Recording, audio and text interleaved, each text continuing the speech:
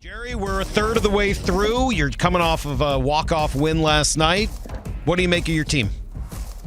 A really nice homestand, 7-3, and really the month of May, like we talked about last week, we made a ton of progress, and we just have to keep beating this drum and moving in the right direction. The pitching has been a little bit unexpected. We hit some potholes this homestand, but on the season to date, again, as good as you could expect, best in the league. And I do feel like despite the constant starts and stops, the offense has made progress and the bullpen secures them. So 2/3 of our team is operating at full function, and the third element is kicking into gear a little bit. When you say 3/3, that's what, pitching, defense, and offense? Is that how you look at it? Yes, and I do think the offense is, we're seeing progress, especially our younger players, that we expected to be the drivers of the club. I think, Julio and Jared and Cal Raleigh, those guys have carried their water. JP and Ty France are roughly JP and Ty France. We are not as long in the lineup as we would like to be, and would like to get the contributions from the back end that we had anticipated throughout, and feel like that will come. And if it doesn't, we'll find a way to solve it. Yeah, so let's talk through a few of those guys, and maybe starting with Julio, because his last, 10 or 11 games now has really just been incredible. Another multi-hit game last night. Any idea what helped it click for Julio? A lot of work in the cage. Julio spent a lot of time this homestand with his hitting coach and really just getting back to a good body position, a posture in the box. And we've talked about it periodically here on Thursdays and certainly with Julio as the season has progressed. You get in bad habits as the season goes along. And, part of being coached or being a coach is leaning into those bad habits and trying to unplug them and get back to the things that you do well. And, during the course of a 162-game baseball season, you're not recreating what players do. You're just trying to get them, as close to their norms as you possibly can over time. And don't let it erode. And I think it did erode on Julio in the middle of April there and just started to eat away at him. Now he's back to doing the things he does and comfortably looks like himself in the batter's box. When you say working with his hitting coach, is that a personal hitting coach? Is that the Mariners hitting coach? What does that look like? So all of them, actually. There's each of our players, and almost all of our players has their own hitting coach. And, in Julio's case, Julio does have his own hitting coach who did spend time here this homestand and including time with Jared DeHart and Tony Arnerich.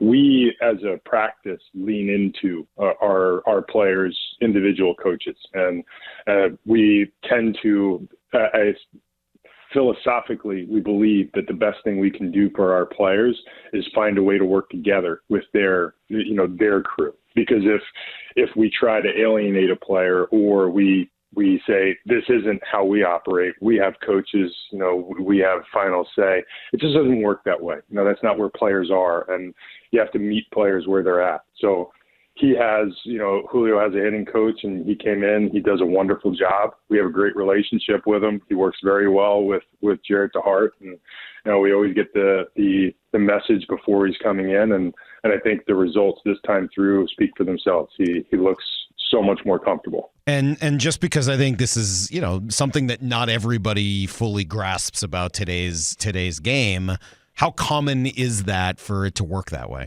around the game? Not just with the Mariners, but around the game. More common than you might think, but I would say more common in the last 4 or 5 years than ever before. And, there might be teams that have a stance that, that's fine, but not on our space. We don't do that. We embrace it. And it's something we talked about years ago when we first got here. We have to find a way to lean into the players' systems and programs and people and make it one program so that we're not constantly working in a juxtaposition with one another. Find a way to create stability in that player's life rather than creating, adversity, and that's what we try to do. Is that true with pitchers also, or is that not sort of the same deal with their personal coaches? No, the pitchers do have personal coaches. They tend to work with their personal coaches almost exclusively in off-season programs. Their programs are more built up, and during the season you don't get a lot of independent, visits. And I think that's largely because the pitching, especially the starters, there's so much work time in between that our pitching coaches, our pitchers are constantly in tune with where their body's at. With the hitters, it's an everyday thing, and you sometimes can't see the little difference that creates a slump, that starts a downward trend, and sometimes with a hitter you need to tap in. It's always that extra cage work and some things that fans just don't see, even if you're prone to watching batting practice. It's the work that's happening in the cages inside the clubhouse, and that's where the independent hitting coach or our guys really start to grind and make a difference. And oftentimes it's all relational. We'll have coaches in our minor league system, a hitting coordinator, a hitting coach at a different level who has a good relationship with a player. And we have historically, when we've gone into those slumps or downward trends, we'll just call that coach back to Seattle and have them come back, because it's all about the voice. It's who can resonate with that hitter at that time. So the other sort of turnaround we saw, as you mentioned, Jerry, was 3 starts that did not look like the starts we've seen from your pitchers all year long. We've now seen one of those guys bounce back, obviously with quite a bit of gusto, George Kirby last night. What goes into that? I mean, we know he's competitive. We know that certainly he was facing his childhood, team with everybody watching and everything else. But what did you see different from George Kirby last night? I thought George always pitches. I think many would be taken aback if they realized how competitive George was out there, because he's such a nice guy. That's the way he presents.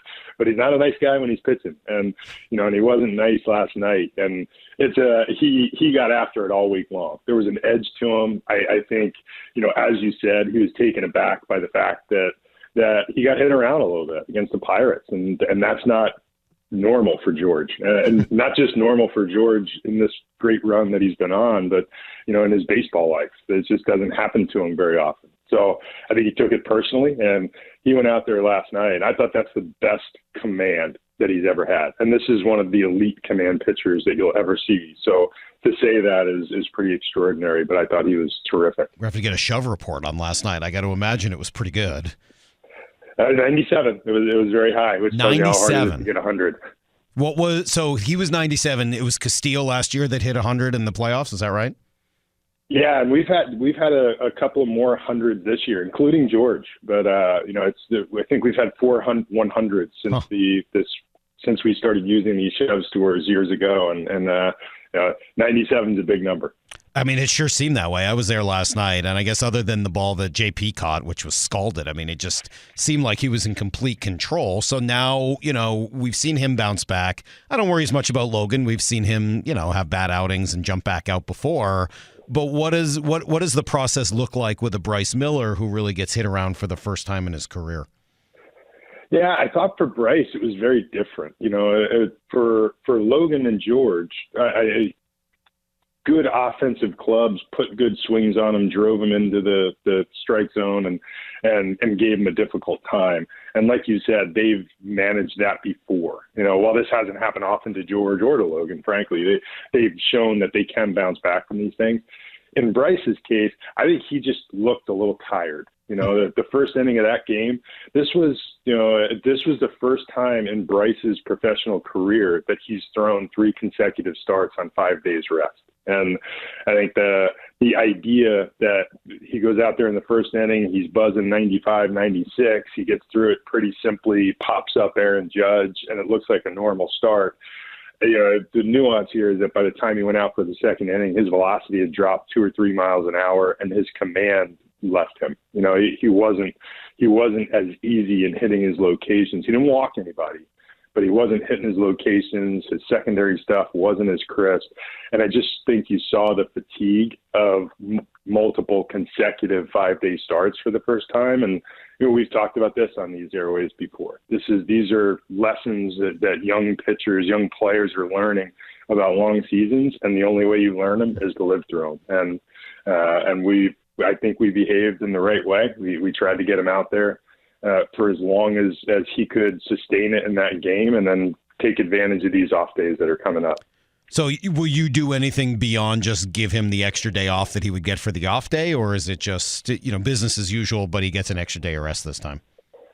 That, it's giving the extra day of rest. It's the benefit this time of 2 off days in close proximity. So, he'll have an off day leading into this start, and then he'll get an off day buffer. So this next time through, it's 2 6-day, 6-day starts. And that should do the trick. Again, Bryce is fresh armed. He's athletic. I don't think this was, a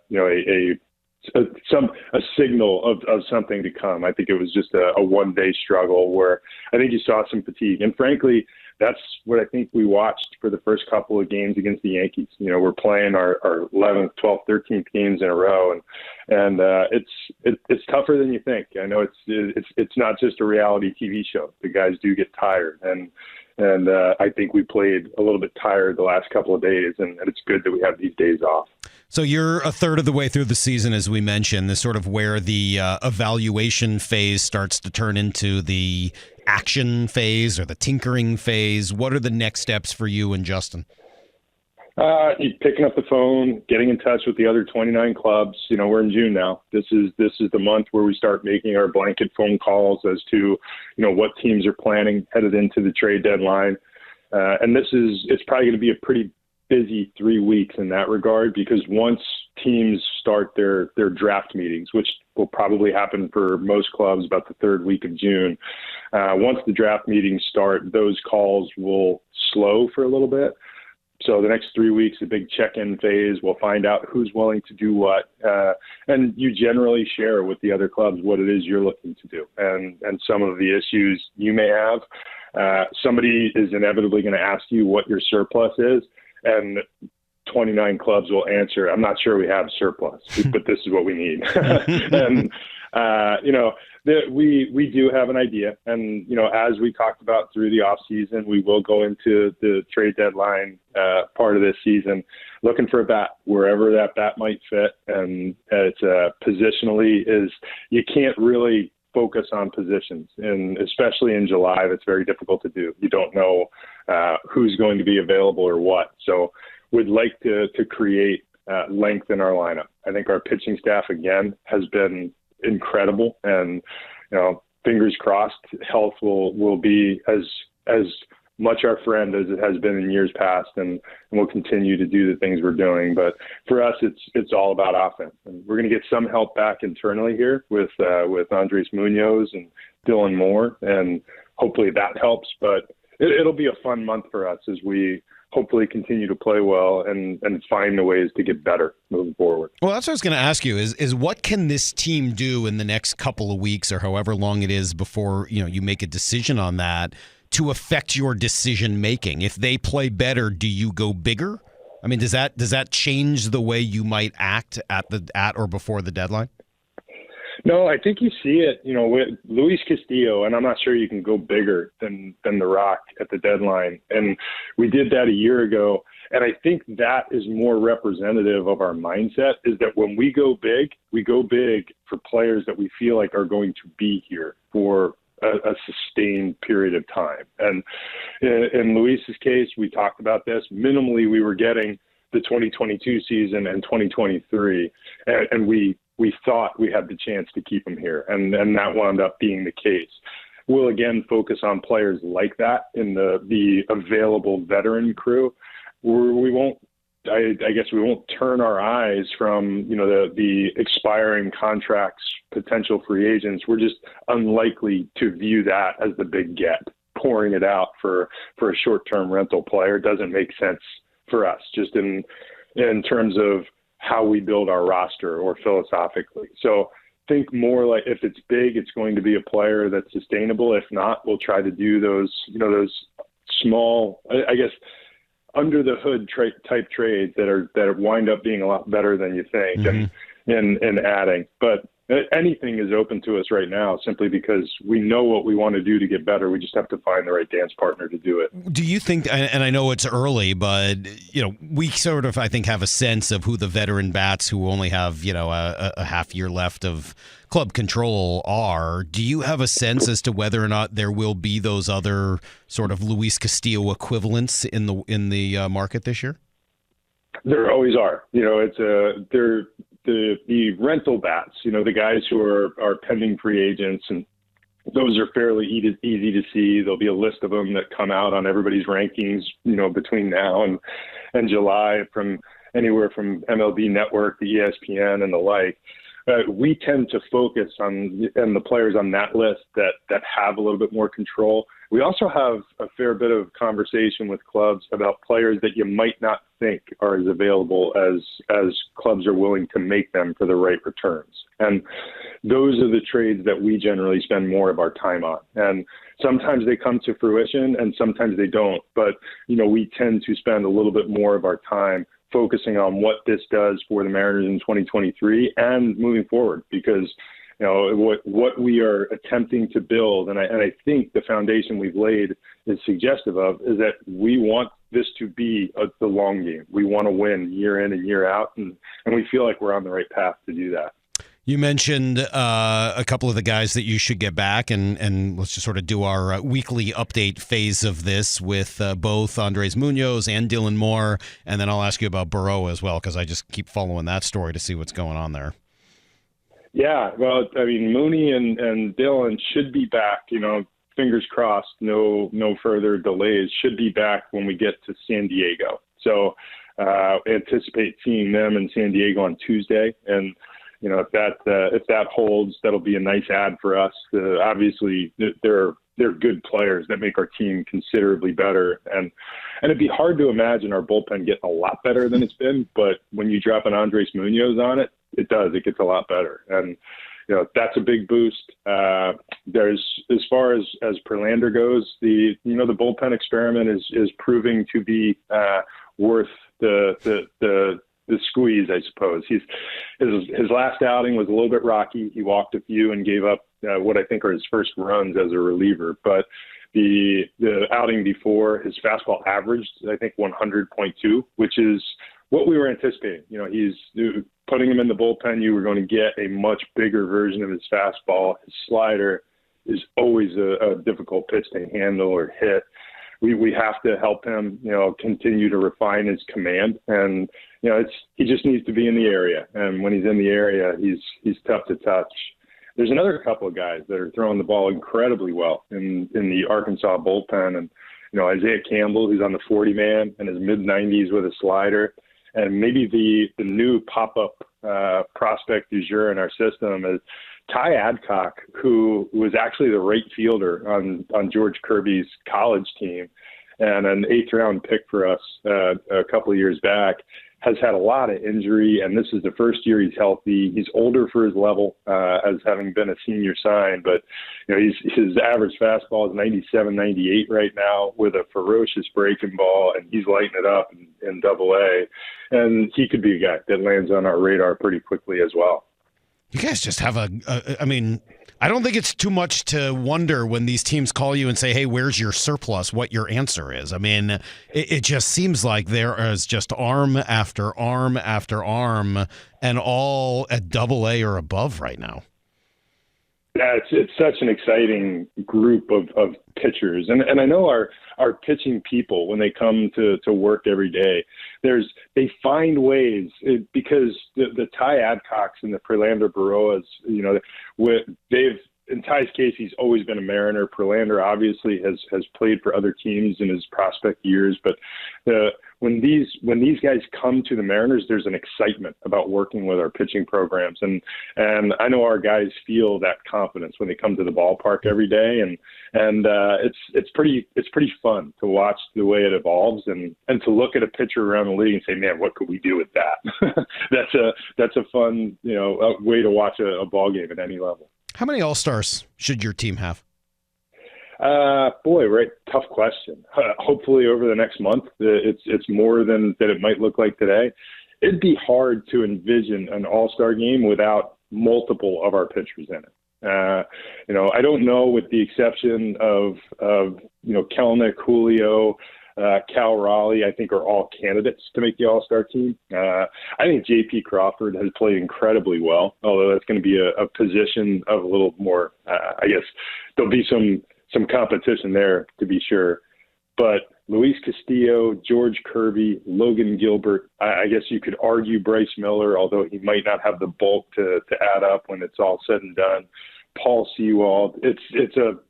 You could make an argument for half a dozen of our pitchers, being on the All-Star team, and I suspect that multiple of them ultimately will when it's said and done. Going to talk in less than an hour now, 9:30 this morning, Jerry, talking to Ron Francis, who just got his extension done, or at least announced yesterday. What would you ask Ron Francis today? I don't know if I'd ask him anything, but really just praise him for the discipline that he's shown in building the roster. I think it seems to line up with his personality, and what they've done in such a short time to build a foundation for success, and not to chase the moment when it flew by. You make one bad decision at a trade deadline. You make one bad decision when you think you're closer than you are, and you do so much damage to the next multiple seasons. And I admire the fact that while playing so well, they showed some discipline. And I guess I'd ask them, how good are the young guys that they have been piling up with these draft picks that they've accumulated in the first couple of years? Because, to the naked eye, it looks like they are set up for an extremely long run of good hockey.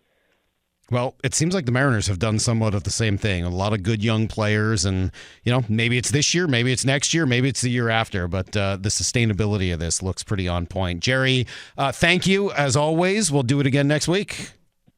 All right, Mike.